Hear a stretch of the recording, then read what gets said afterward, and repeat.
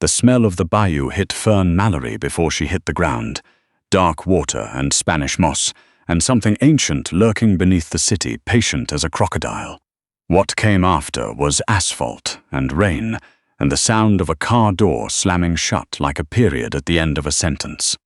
The silver Audi disappeared into the wet dark of the levee road, its taillights dissolving in the curtain of October rain, and Fern understood with the sudden, terrible clarity of a woman who has been told a lie for 3 years that her husband had just tried to kill her. Not divorce her, not humiliate her, kill her. She lay on her side on the broken shoulder of the road, one cheek pressed against gravel soaked with rainwater and motor oil, the dinner dress. A dusty rose silk she'd bought herself for her 30th birthday, because Stuart had said he wasn't going to waste money on something that would need to be custom-ordered in a circus tent size, was torn open at the hip.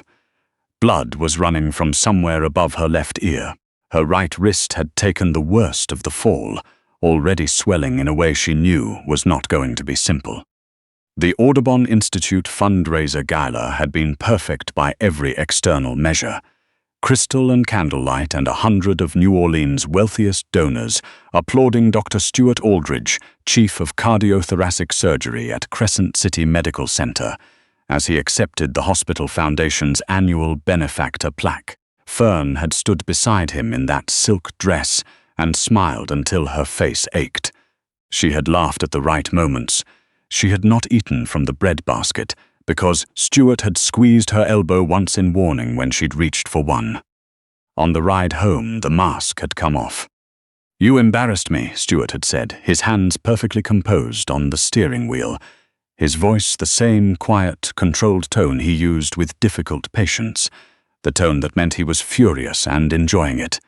"Hendricks asked if you were my receptionist. Not my wife, my receptionist. Do you understand what that implies about your presentation?" Fern had stared at the passing street lamps of the garden district and said nothing. She had learned that saying nothing was the only answer that didn't make it worse. But tonight, nothing hadn't been enough. "You took up half the couch at the Fontaine table. I had to watch Jonathan Fontaine's wife, a woman who has had 4 children, look at you and then look at me with actual pity." Stuart's voice had dropped into something low and clinical, like a diagnosis. "I have spent 3 years trying to make you into something presentable, Fern. 3 years, and I am done." He had turned off the expressway before she realized where they were going. The levee road was deserted at 11 o'clock on a Tuesday, unlit, and bordered by black water on one side and dense stands of cypress on the other. No cameras. No houses, no reason for any reasonable person to be out here. "Stuart," her voice had come out smaller than she intended, "where are we going?" He'd stopped the car. What had happened in the 90 seconds that followed was something Fern's mind would keep reassembling for a long time after, the way you reassemble something broken to understand exactly where and how it failed. His fist connecting with her cheekbone, her head snapping back against the window, the door swinging open into the rain and his hands on her shoulders. Those careful surgeon's hands that had never once, in 3 years of marriage, touched her with anything resembling tenderness, and then the terrible sensation of open air where solid ground should have been. She hadn't screamed, she'd been too surprised. Now she lay on the levee road in the rain and tried to breathe through the pain in her wrist and her ribs, and the specific, deeper ache of comprehension. Stuart wasn't going to call anyone. Stuart was going to drive back to their house in the garden district and pour himself 2 fingers of bourbon and wait for the city to find her body washed up in the Bayou, and then he was going to grieve with tremendous dignity. She closed her eyes. The rain came down harder. She had heard cars before in her life. She had never heard the particular sound of 3 cars moving in convoy, the low, synchronized growl of engines tuned to something well above street legal, until that night on the levee road. The headlights swept across her like floodlights on a stage, and Fern raised one hand against the glare, the gesture less a request for help than a reflex.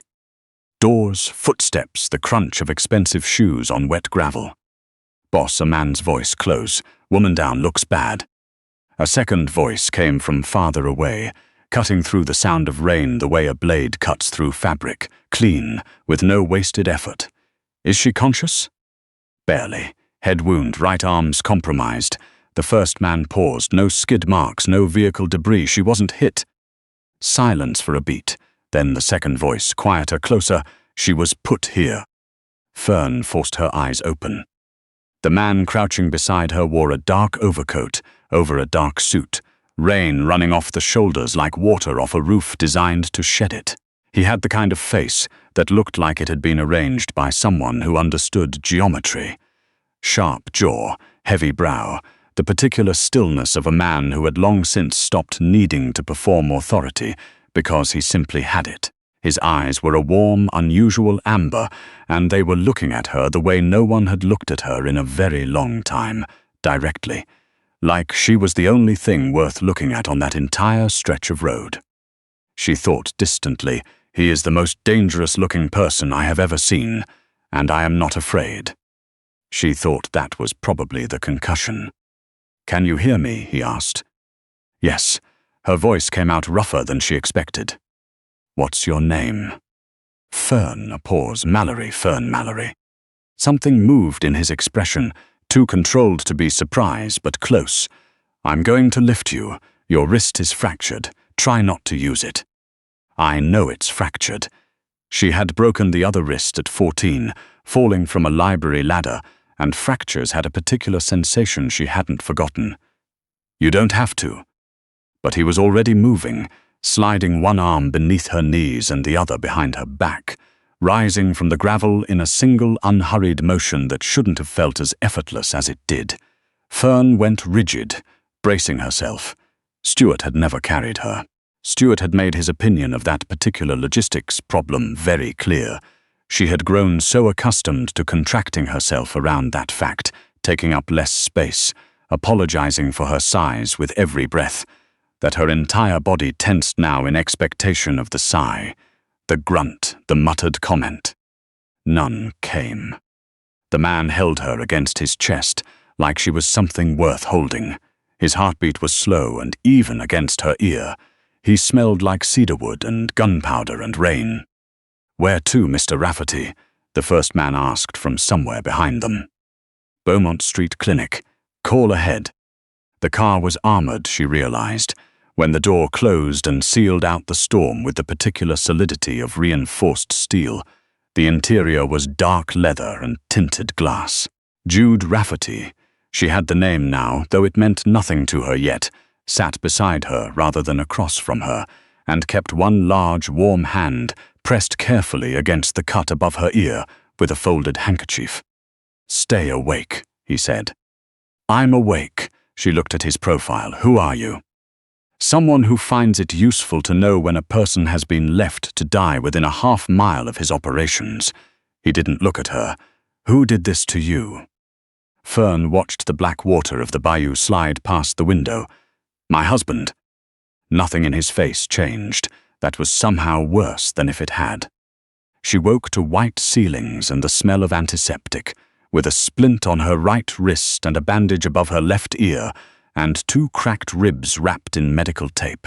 A small, efficient woman in scrubs told her she was at a private clinic, that she had a mild concussion, and that she was to eat the soup on the tray and not attempt to leave. Fern ate the soup. She had spent a marriage doing what she was told. It was a difficult habit to break in a single night. Jude Rafferty arrived in the late morning. Without the rain and the darkness as backdrop, he was simultaneously less and more frightening. 40, maybe slightly past it. No tie. The dark suit jacket was gone, replaced by a black Henley, rolled to the elbows that made him look less like a man attending a gala and more like a man who built things with his hands. He carried 2 cups of coffee and set one on the table beside her bed without being asked. "You know who I am now," he said. It wasn't a question. She did. She had asked the nurse, who had looked at the floor and changed the subject, which was its own answer. She'd had hours to think, and a phone with a working browser, and Jude Rafferty's name returned results that made the soup she'd eaten sit uneasily in her stomach. New Orleans' most powerful and most deliberately invisible criminal organization. Smuggling, extortion, an underground financial network that moved money across the Gulf Coast like water through a broken levee. Suspected in 6 federal investigations, never charged. "Yes," Fern said. "Then you know I don't do charity." He pulled the chair beside her bed out and sat in it backwards, forearms across the top rail. The position was oddly unpretentious for a man with his reputation. "I know who your husband is too, Dr. Stuart Aldridge, Chief of Cardiothoracic Surgery, recipient of the Audubon Medical Foundation's benefactor plaque as of last night. A beat, and for the past 22 months, a money-laundering conduit for the Reyes Consortium." Fern set her coffee down. "What?" "He runs their operational funds through the Hospital Foundation's research grants. Clean money out, dirty money laundered back in as charitable donations. It's elegant for a doctor." Something flickered in Rafferty's amber eyes, not admiration, but the professional's acknowledgement of craft. "The problem is that he's been skimming from the top. The Reyes organization believes their funds are being properly managed. They are not. Your husband has been building himself a private reserve in an account that doesn't appear in any documentation under his name." Fern heard her own breathing in the silence that followed. Under whose name? Rafferty's eyes held hers, yours. The room tilted slightly, not from the concussion, from the specific nauseating sensation of a lie you've been living inside suddenly becoming visible from the outside. She thought about the stack of documents Stuart had handed her 2 years ago. Foundation administrative paperwork, he'd said in the same dismissive tone he used for anything he considered beneath his attention. Sign here and here. She'd signed as Fern Claire Howell, her maiden name, which Stuart used when he needed her name on something he didn't want attached to his own. She had thought at the time that it was simply his way of keeping their finances separate. He had explained it that way. She had believed him. "He's been using me as the account holder," Fern said slowly. "So if anyone investigates, the money trails back to me." "And not to him." Rafferty watched her face with that same direct, unhurried attention. "You've been his liability shield, Miss Mallory, for 2 years." She breathed through it. The betrayal arrived in stages, each one colder than the last. She had blamed herself for everything inside that marriage, for being too soft, too slow, too much. And all along, Stuart had been building a structure in which she was both the load-bearing wall and the blast shield. A woman he found contemptible enough to discard in a ditch, and useful enough to frame. "What do you want?" Fern asked. Rafferty stood, walked to the window. The city glittered in the pale morning light below, all iron lace and old live oaks, beautiful and treacherous and extremely good at keeping secrets. "I want the account access codes. His private server password, his clinic safe combination, which I know you have, because he uses the same 4-digit PIN for everything, and you manage his household accounts." He turned. "I want the documentation of what he's done, and I want it before he realizes you're alive and starts moving the funds. And in exchange, the account he built in your name is currently holding $4.7 million. His voice was completely even. "You walk away with it. He walks away with nothing. And I make sure he understands that if he ever files a complaint or speaks your name to anyone with a badge, the Reyes Consortium learns exactly who stole from them." Fern looked at her splintered wrist, at the bandage above her ear, at the window and the city beyond it, where her husband was probably sitting in his study with his bourbon and his quiet, composing the grief he would perform when someone eventually found her. She thought about all the bread she had not eaten, all the space she had tried not to take up, all the versions of herself she had folded away and stored in boxes so that Stuart Aldridge would have enough room to be the person he needed to be in every room they shared. She thought, "I'm so tired of being small." "There's one more thing," she said. "I need something first." Rafferty waited. his medical foundation gala, the annual board dinner where the hospital trustees vote on next year's budget allocations, and his name goes in the program as department head. She met his eyes. "When is it?" A slow, recognizing look crossed Rafferty's face. 3 weeks. "Then I want 3 weeks," Fern said. "Give me the resources to do this correctly, and then I want to be in that room." Something shifted in Rafferty's expression, something that wasn't amusement exactly, but was adjacent to it, and warmer. He looked at her the way she imagined people looked at things they hadn't expected to find valuable, and were now reconsidering entirely. "All right, Miss Mallory," he said. 3 weeks. What followed was the strangest and most clarifying month of Fern Mallory's life. Rafferty gave her a suite in a house in Treme that smelled of beeswax polish and old wood, a wardrobe that someone had clearly spent considerable time and taste assembling in her actual size. Real size, not the aspirational size Stuart used to order clothes in as a message, and access to his financial analyst, a quiet man named Thierry who wore reading glasses and spoke in complete paragraphs. She was not a prisoner. The distinction mattered, and she understood Rafferty meant it. She could leave. She chose to stay and work. The documentation took 10 days. Stuart's server password was indeed a variation of his own name, Stuart A. 2019, because his narcissism was thorough and his security consciousness was not. His clinic safe held the physical records she'd suspected existed, handwritten ledgers, in the cramped, precise cursive of a man who trusted paper more than servers. Transfer records, routing numbers, names of Reyes consortium contacts typed on index cards held together with a rubber band. And at the very bottom of the stack, beneath the rubber-banded cards, a manila envelope. Fern opened it at the mahogany table in the Treme house, with Thierry across from her and late afternoon light coming through the shutters in long gold bars. Inside was an insurance policy. A life insurance policy in Fern Claire Howell's name, with Stuart Aldridge listed as primary beneficiary. The payout was $6 million. The triggering event was accidental death. The policy had been notarized 11 weeks ago. Fern set it on the table.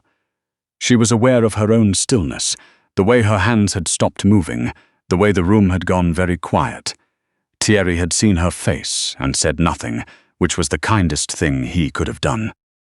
She had known in some peripheral way that what had happened on the levee road was not a moment of rage. Stuart did not lose control.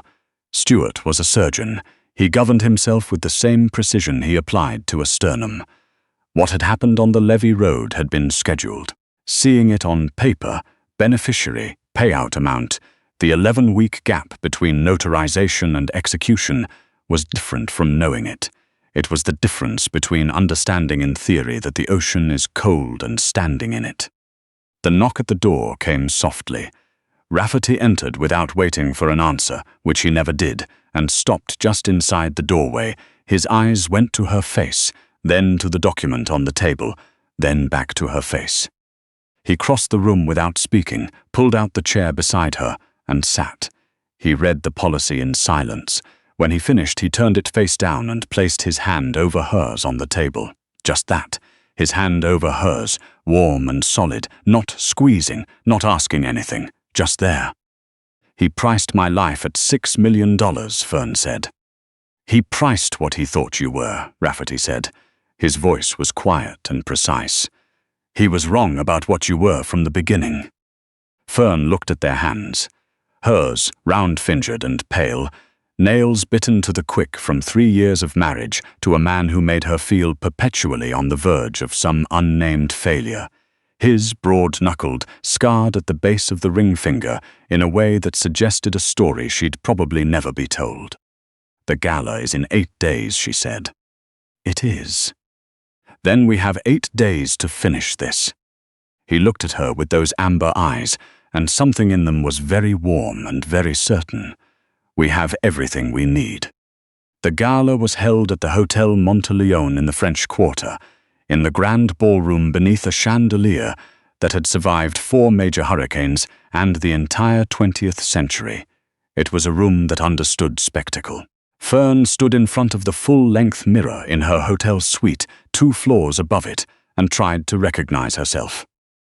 The dress was burgundy, deep, wine dark, the color of something important.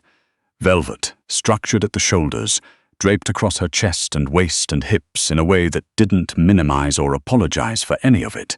She looked like herself, more herself than she had looked in 3 years, possibly more than she had looked in her entire adult life. She looked like a woman who had been somewhere very difficult and come back from it, changed in ways that showed. Rafferty appeared in the doorway. He was in charcoal, impeccable, with the particular fit of clothing made specifically for a body rather than a size. He took her in the way he always took things in, slowly, completely, with no performance of the assessment. His amber eyes moved from the burgundy dress to the set of her shoulders to her face and stayed there. "You look like someone Stuart Aldridge is not prepared for," he said. "Good." Fern picked up her clutch from the dresser. "Let's go make sure he knows that." The Hotel Monteleone ballroom went quiet the way rooms go quiet when something unexpected enters them. Not gradually, but all at once, like a power cut. Stuart Aldridge was at the head table, laughing at something the hospital board chair had said. He was wearing the same charcoal tuxedo he'd worn the night of the fundraiser. Beside him, very close, sat a woman Fern recognized from photographs on his phone. Photographs he'd been careless about, or simply confident she would never think to check. A slim blonde woman who apparently worked in hospital administration and had been saved in Stuart's phone as H for 2 of the 3 years Fern had been married to him. Stuart saw her from across the room.